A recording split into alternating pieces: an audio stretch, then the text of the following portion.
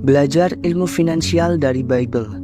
Dalam dunia yang serba cepat dan penuh tantangan ini, banyak orang mencari pedoman tentang cara mengelola keuangan mereka dengan bijak. Ternyata salah satu sumber kebijaksanaan yang paling tua dan penuh hikmah adalah Alkitab. Meskipun ditulis ribuan tahun yang lalu, prinsip-prinsip finansial dalam Alkitab masih sangat relevan dan aplikatif untuk kehidupan modern kita. Alkitab memberikan banyak nasihat tentang bagaimana kita harus mengelola uang, menghindari hutang, dan memperlakukan kekayaan dengan tanggung jawab. Dari mengajarkan pentingnya bekerja keras hingga memperingatkan kita untuk tidak terjebak dalam keserakahan. Ajaran-ajaran ini bisa menjadi panduan yang berguna dalam mencapai kesejahteraan finansial. Untuk tahu apa aja ilmu finansial yang diajarkan di Bible, tonton videonya sampai habis biar kalian bisa dapetin keseluruhan insight-nya. Poin yang pertama adalah kebijaksanaan dalam pengelolaan uang. Kebijaksanaan dalam pengelolaan uang mengacu pada bagaimana kita menggunakan dan mengelola uang kita dengan cara yang bijaksana dan bertanggung jawab. Dalam Amsal 21:20 disebutkan bahwa orang yang bijaksana menyimpan harta di rumahnya, sementara orang yang bodoh menghabiskan semuanya. Artinya, orang yang bijak itu tahu pentingnya menabung dan menyimpan uang untuk masa depan. Mereka tidak menghabiskan semua uangnya begitu saja, tetapi mengisikan sebagian untuk kebutuhan yang tak terduga atau untuk tujuan jangka panjang seperti pendidikan, pensiun, atau investasi. Ini tentang membuat keputusan yang cerdas dengan uang yang kita punya, daripada membelanjakan semuanya untuk hal-hal yang tidak penting atau boros. Contohnya, saat menerima gaji, orang-orang yang bijak akan mengalokasikan sebagian untuk tabungan, membayar tagihan, dan hanya menggunakan sisanya untuk keperluan sehari-hari atau hiburan. Mereka juga cenderung membuat anggaran dan mengikuti rencana keuangan yang sudah dibuat, sehingga tidak terjebak dalam pengeluaran berlebihan atau hutang yang tidak perlu. Intinya, bijaksana dalam mengelola uang berarti memikirkan masa depan, tidak hanya memikirkan kesenangan atau kebutuhan sesaat. Poin yang kedua adalah menjauhi hutang. Menjauhi hutang berarti berusaha sebisa mungkin untuk tidak meminjam uang kecuali benar-benar terpaksa. Dalam Amsal 2:27 disebutkan bahwa orang yang berhutang itu seperti hamba bagi pemberi pinjaman. Ini menggambarkan bagaimana hutang bisa membuat kita merasa terikat dan terbebani. Jika kita punya banyak hutang, kita harus selalu memikirkan bagaimana cara membayarnya. Hutang bisa menyebabkan stres dan kecemasan karena ada kewajiban yang harus dipenuhi. Bayangkan setiap bulan harus memikirkan cicilan yang harus dibayar, bunga yang terus berjalan, dan ancaman penalti kalau telat bayar. Itu semua bisa bikin kita merasa tertekan. Selain itu, punya banyak hutang juga bisa menghambat kita dalam mencapai tujuan keuangan lainnya. Misalnya, kalau sebagian besar penghasilan kita habis untuk bayar hutang, kita jadi sulit untuk menabung, berinvestasi, atau bahkan menikmati hidup. Hutang juga bisa mengurangi fleksibilitas finansial kita. Ketika ada kebutuhan mendesak atau kesempatan bagus yang butuh modal, kita jadi kesulitan karena uang kita habis untuk bayar hutang. Makanya penting untuk bijak sebelum memutuskan untuk berhutang. Pertimbangkan dulu apakah hutang itu benar-benar diperlukan dan apakah kita mampu untuk membayarnya kembali. Usahakan untuk hidup sesuai kemampuan dan mengelola keuangan dengan baik, sehingga kita tidak perlu bergantung pada hutang. Jika sudah terlanjur berhutang, fokuslah untuk segera melunasinya. Buat rencana pembayaran, kurangi pengeluaran yang tidak perlu, dan coba untuk tidak menambah hutang yang baru. Dengan begitu, kita bisa hidup lebih tenang dan terbebas dari beban hutang. Poin yang ketiga adalah memberi dengan murah hati. Memberi dengan murah hati artinya kita rela berbagi dengan orang lain tanpa merasa terbebani atau pelit. Dalam Lukas 6:38 dikatakan bahwa kalau kita memberi, kita akan menerima kembali dengan berlimpah. Intinya, kalau kita suka berbagi, kita juga akan diberkati dengan berbagai macam kebaikan. Memberi dengan murah hati bukan cuma soal uang, tapi juga bisa berupa waktu, tenaga, perhatian, atau apa saja yang kita punya. Ketika kita membantu orang lain yang sedang kesusahan, kita menunjukkan rasa empati dan kasih, misalnya menyumbang ke panti asuhan, membantu tetangga yang kesulitan, atau bahkan memberikan senyuman dan kata-kata penyemangat kepada teman yang sedang down. Semua itu termasuk memberi dengan murah hati. Kenapa memberi dengan murah hati itu penting? Pertama, karena itu bisa membuat hidup kita lebih bermakna. Rasanya menyenangkan ketika kita tahu bahwa kita bisa membantu meringankan beban orang lain. Kedua, memberi bisa membangun hubungan yang baik dengan orang lain. Orang yang kita bantu pasti akan merasa berterima kasih dan menghargai kita, sehingga hubungan sosial kita jadi lebih erat. Selain itu, memberi dengan murah hati juga mengajarkan kita untuk tidak serakah dan lebih bersyukur dengan apa yang kita punya. Saat kita berbagi, kita sadar bahwa masih banyak orang yang mungkin kurang beruntung dibanding kita, dan ini membuat kita lebih menghargai hidup. Pada akhirnya, memberi dengan murah hati adalah tentang mengembangkan hati yang peduli dan tidak mementingkan diri sendiri. Ketika kita memberi dengan tulus, kita juga membuka pintu bagi berkat-berkat lain untuk datang ke dalam hidup kita. Jadi jangan takut untuk berbagi, karena kebaikan yang kita lakukan akan kembali kepada kita dalam berbagai bentuk yang tak terduga. Poin yang keempat adalah pentingnya pekerjaan keras. Pentingnya kerja keras itu artinya kita harus serius dan sungguh-sungguh dalam melakukan pekerjaan kita. Dalam Kolose 3:23-24 disebutkan bahwa kita harus bekerja dengan sepenuh hati, seperti bekerja untuk Tuhan, bukan untuk manusia. Ini berarti kita harus memberikan yang terbaik dalam setiap tugas atau pekerjaan yang kita lakukan. Kerja keras itu penting karena hasil yang kita dapatkan biasanya sebanding dengan usaha yang kita keluarkan. Kalau kita malas-malasan, hasilnya pasti tidak maksimal. Sebaliknya, kalau kita rajin dan tekun, kemungkinan besar hasilnya akan memuaskan.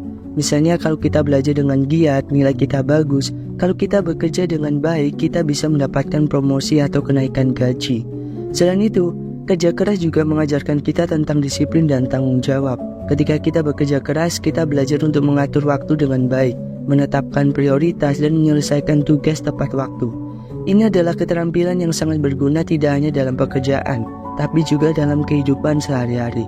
Kerja keras juga seringkali diiringi dengan rasa kepuasan pribadi. Ada rasa bangga dan puas yang kita rasakan ketika melihat hasil dari jerih payah kita. Ini bisa meningkatkan rasa percaya diri dan motivasi kita untuk terus berusaha lebih baik lagi. Namun, kerja keras bukan berarti kita harus terus bekerja tanpa henti. Istirahat yang cukup juga penting agar kita tidak kelelahan dan tetap bisa bekerja dengan optimal. Keseimbangan antara kerja keras dan istirahat adalah kunci untuk menjaga kesehatan fisik dan mental kita. Jadi kerja keras adalah tentang memberikan usaha terbaik kita dalam setiap hal yang kita lakukan.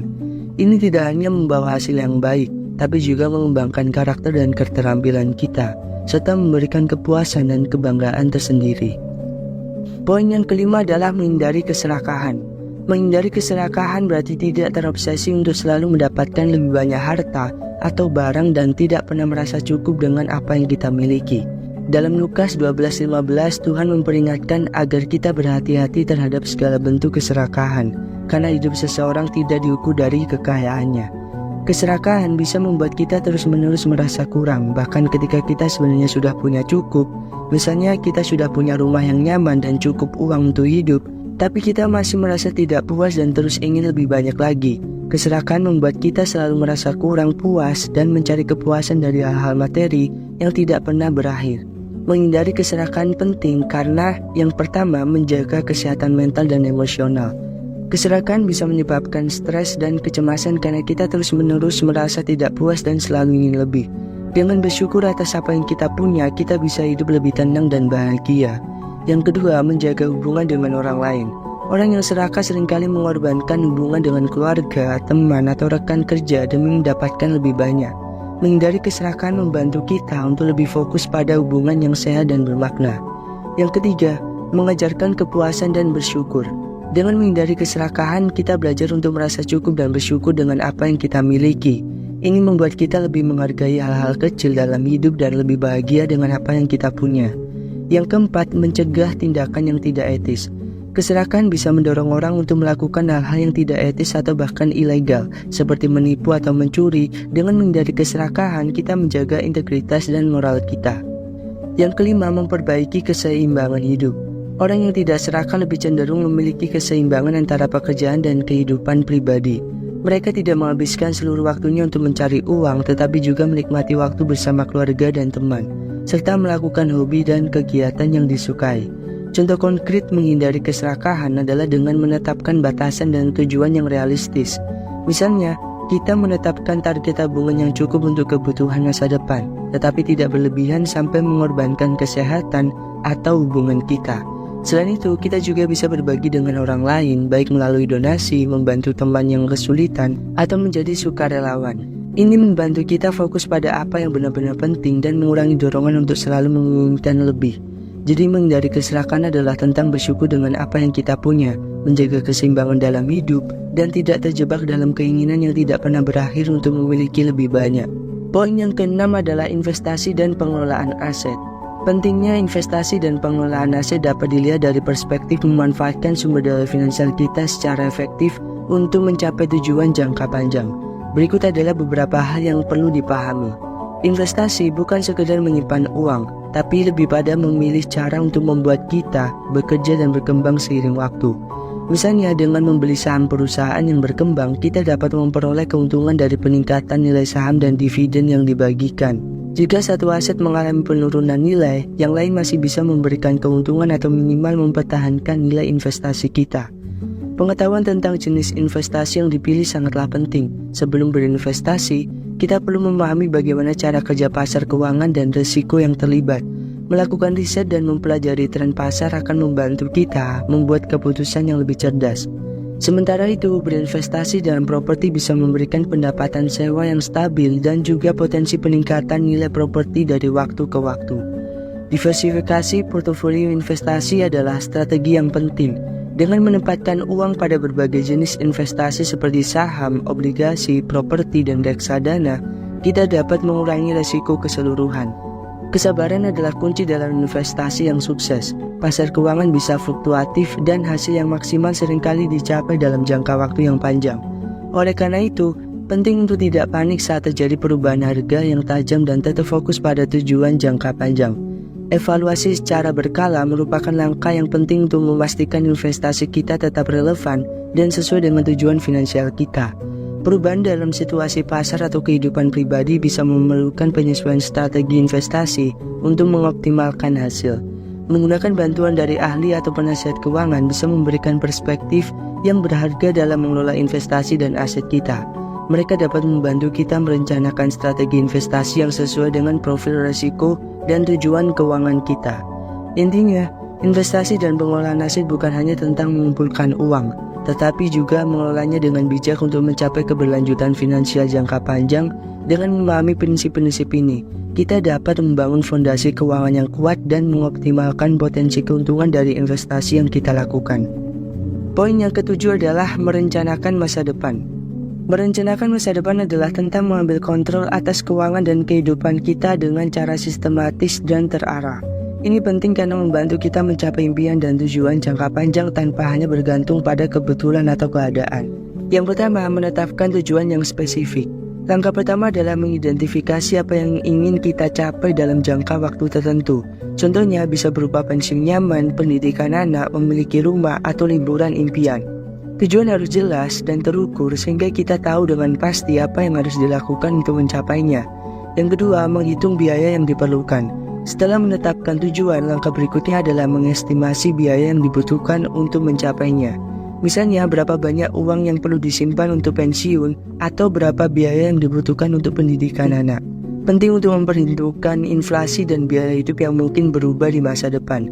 Yang ketiga, membuat rencana keuangan. Buatlah rencana keuangan yang mencakup bagaimana kita akan mencapai tujuan tersebut. Ini melibatkan penyusunan anggaran yang rinci untuk menabung secara teratur dan mengalokasikan dana sesuai prioritas. Misalnya menabung sebagian dari pendapatan setiap bulan untuk investasi atau tabungan masa depan. Yang keempat, investasi yang bijak. Salah satu komponen penting dari merencanakan masa depan adalah investasi. Pilihlah jenis investasi yang sesuai dengan tujuan, profil risiko, dan jangka waktu investasi kita. Misalnya saham untuk pertumbuhan jangka panjang atau obligasi untuk pendapatan tetap. Yang kelima, diversifikasi portofolio. Agar lebih aman, sebaiknya diversifikasi investasi kita. Ini berarti menempatkan uang di berbagai aset seperti saham, obligasi, properti, dan reksadana.